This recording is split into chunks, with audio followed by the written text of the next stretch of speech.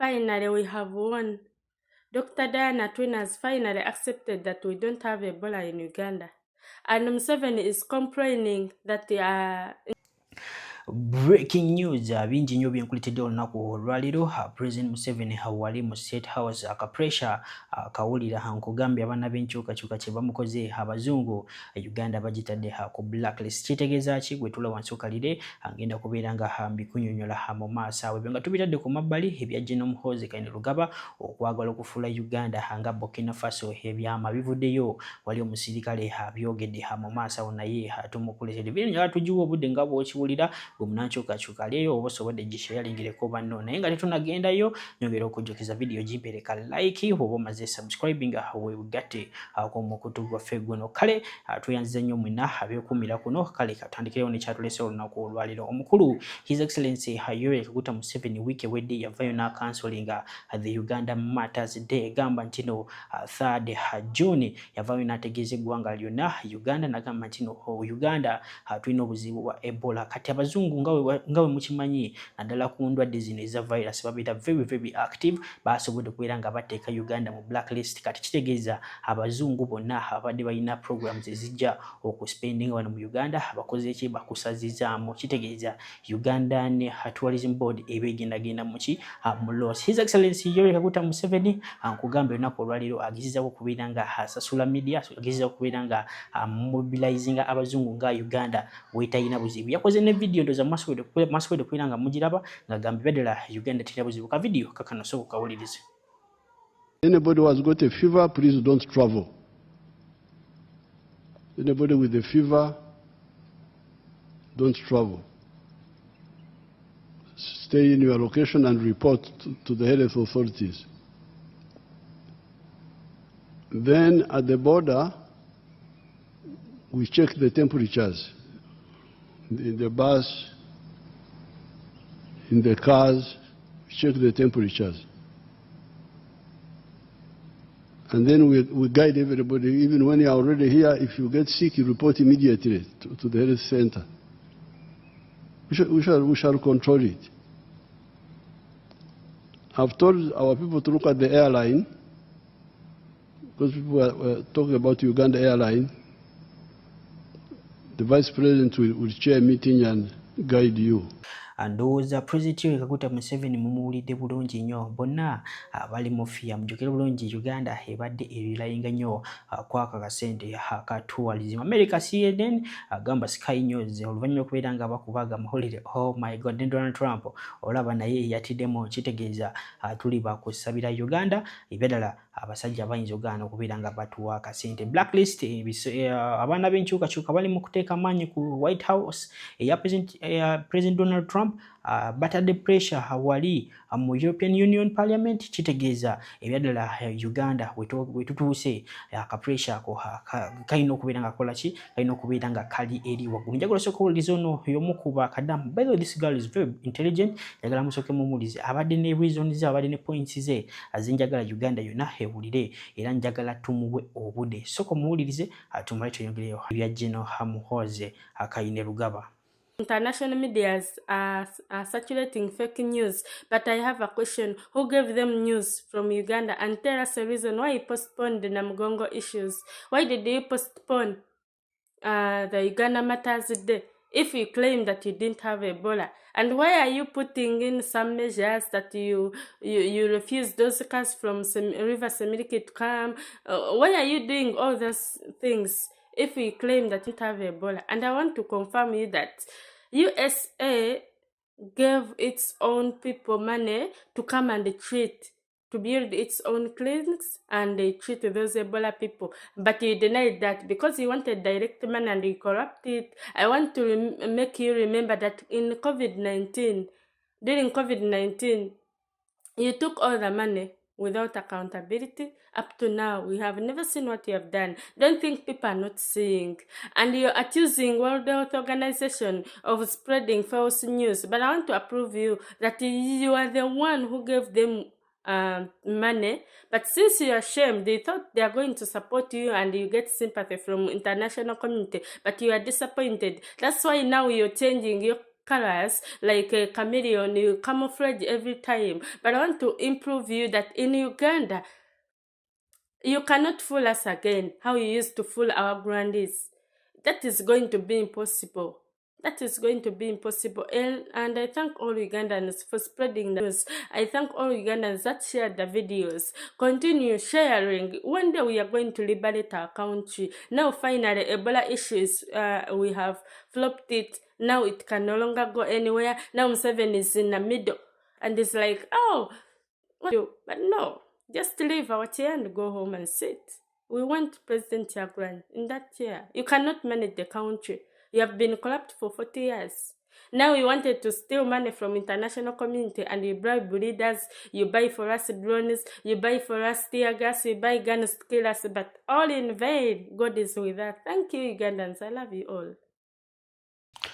Ndowooza omukyala mumuwulidde bulungi nnyo ebyo nga tubitadde ku mabbali eby'omukulu General Muhoozi Kainerugaba si birungi wetwogerera ssaawa zino Bannayuganda abamaze ne bamugwamu plans z'alina eri Uganda. Oh my God, osaana kubyerabirako. Njagala mbabuuze omukulu General Muhoozi Kainerugaba anaasobola okufuga eggwanga Uganda?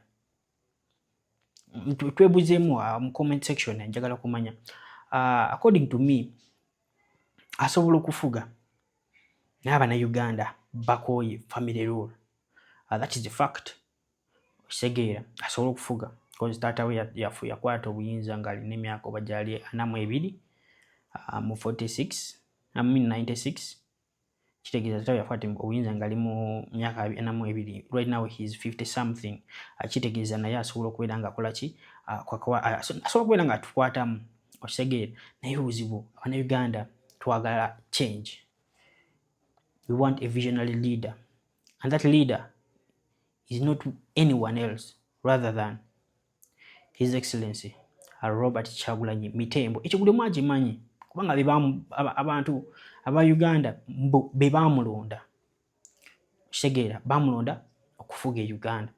Kati bwe twogerera ssaawa zino omukulu General Muhoozi Kainerugaba mutabani wa His Excellency Yoweri Kaguta Museveni oluvannyuma lw'okubeera ng'ategeera nti Abafirika okubakwasa Abafirika oba oyagala bafuga oba oyagala okubafuga kubanga Africans are the most stubborn people oba race mu nsi yonna. Kyovula Abazungu bafuba nnyo okukakanya Abafirika, bafuba nnyo okutukakanya. Okisegeera ekintu ekyo kubanga bamanyi ability eri mu Africa. Oba wasoma history otegeererawo nti no, oba wasoma history ojja kusoma ojja tegeera nti no life yatandikira Ethiopia. The oldest skull was found in Olduvai Gorge, wali Tanzania. Kitegeeza Africa is the center. Africa is the CNS system. Africa bwe bwongo obw'ensi yonna. Kati bano Abazungu bwe bakitegeera bageza okubeera nga batukakanya. General Muhoozi Kainerugaba bwe yategedde Ibrahim Traoré, mujjukire bulungi kino Ibrahim Traoré awali Burkina Faso yadde abafuga bulungi. Oh my God, he is now a dictator. Ebyokulonda yabijjawo. Almost buli kimu agenza kolaki akijjawo. Kitegeeza ebintu si birungi side zeeyo nawo. Okisegeera ekintu ekyo. Ngenda kuba nkupenya eno video ya General Muhoozi Kainerugaba ng'omu ku basirikale be ayatula ebyama. Okisegeera video eno oba osobodde agimpereka like oba omaze subscribinga wegatiko mukutu gwe guno. Nyongera okujjukiza Sheikh Ashraf walinnya okulombeddwa goyina ngola ebintu ebizibu. Namba ze ziri awisembiyayo 711 osobola omukubirako oba ne mu inboxing ku WhatsApp. Video yino sooka owulire. Ono Muhoozi kati yakopye ono gundi Traoré owa Burkina Faso. Kati ekyo ekintu yakikopye eyo kubanga amanyi nti oli naye yawamba obuyinza. N'atandika okukwata abali b'engozi, n'atandika n'okukola ebintu ebitali mu mateeka. Ebitali mu mateeka ngamba bitya nga boona agamba nti nze ngambye kino kye kiba kikola. Kati naye ayagala kwefuula Traoré.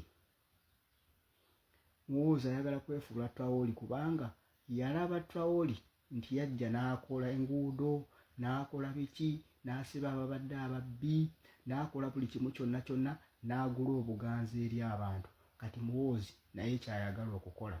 Naye ffe tugamba Muhoozi tolina ky'otugamba. Muwoozi olina ky'otugamba. Ekisookera ddala naawe oli mubbi ne famire yammwe enzibi. Tokyalina ky'otugamba. Ate va kukubba, ate mutta n'abantu.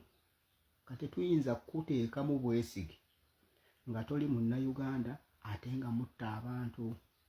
Kati bannayuganda tubagamba ki? Tusigale nga tulemezaamu bannayuganda, bano abasajja tubatwala. Muwoozi tolina ky'otugamba. Omulimu gw'omusirikale w'amagye tugumanyi. Tolina buyinza bukwata munnayuganda n'omukwata n'omusiba nti ali enguzi. Ogwo si mulimu gwo. Omulimu gwo kukuuma nsalo za ggwanga, so si kujja n'oyingira mu offices n'ogamba nze njagala kukola nguudo. Oyo eyabbye ssente bamutwale bamusibe. Eyo gundi gy'oba okoze, move gy'oba okoze, already eba ekututte mu dictatorship. Kubanga obwo obuyinza tebubeera bubwo, ate nga ffe kyetwagala okuvaamu. N'olw'ensonga eyo, muwoozi tolina ky'otugamba. Aho we tuli we tukyayimiridde, era ffenna tusigala tugamba nti Museveni must go ne famire ye. Mwenna mulina okutuvira kubanga mwe mubbye eggwanga lino okuva mu 86.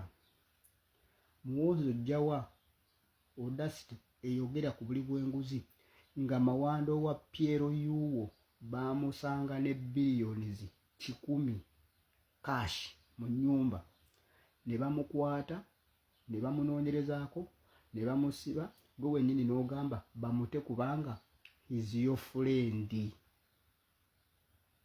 Kati bakwano be babba, abatali bakwano bo babeera n'emisango nga babbi. Mukwano gwo babba ye talina musango. Gwe wennyini naawe osaana kunoonyerezebwako. Essente z'ogaba ne z'olina wazijjawa? Ofuna ssente mmeka omwezi? Temulina kye mutugamba. Alright. Singa muvaayo ne mukozesaako ku tools ze baabaweezo ne mubatunuzaamu bennyini, muba temutuyambye? Abalungi abatuwuliriza era abatulaba, olunaku olwaleero tukyaddeko ewa Sheikh Ashraf Dembe. Sebo nsanyusa okubalaba. Amannya agange nze Sheikh Ashraf Dembe. Akola ku bizibu by'enjawulo. Omuntu singa aba alina ebirwadde musomereddwa, tunywa amazzi ga lukuya nga bw'obadde ogalaba, tugenda abantu ku kyoto ne twokya emizimu emibi egibabaamu n'okulomba edduwa. Abantu singa abeera ng'ali wano atuuse, sobola okumulombera edduwa. Ne waba atatuuse nga mpadde amannya ge naye ng'ali wala.